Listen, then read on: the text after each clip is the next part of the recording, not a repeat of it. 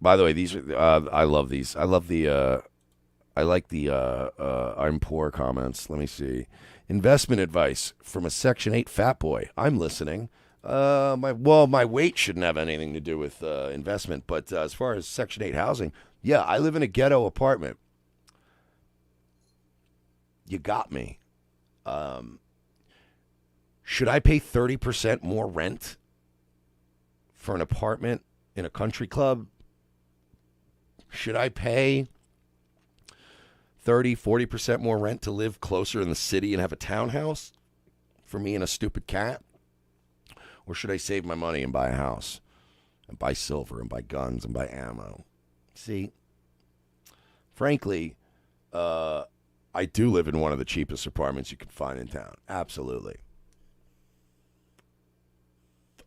But when you say Section 8 housing, you keep trying to make it sound like I'm on public assistance, which, if I were on public assistance, that would be a massive crime. That would be a massive crime. The amount of money I make publicly on video every night, it would be a massive crime for me to be taking Section 8 HUD vouchers or whatever the fuck. I do live in the hood. There are probably people that live here that have Section 8 vouchers. Sure.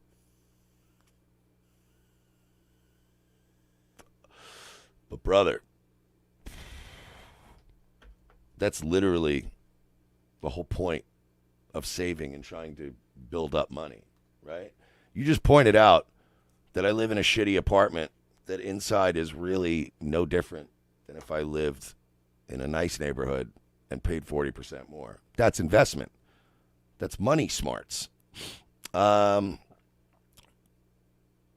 see.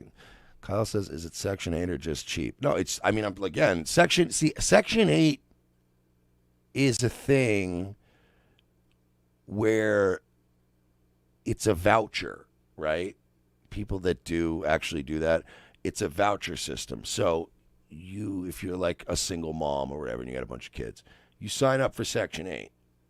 Section 8 cuts a voucher check to the apartment complex, and then the apartment complex takes that as your rent. You see what I'm saying? So it's kind of like so it's really up to each individual, like, apartment or housing or whoever that rent out houses or apartments, that it's really on a case-by-case basis. They can make a personal decision if they want to rent to Section 8 people, but it's like, it's just they write a check to these guys to pay for an apartment for people. But I wouldn't qualify for Section 8. Do I live in a shitty area? Yeah, of course. Why wouldn't I? I'm a single man with guns.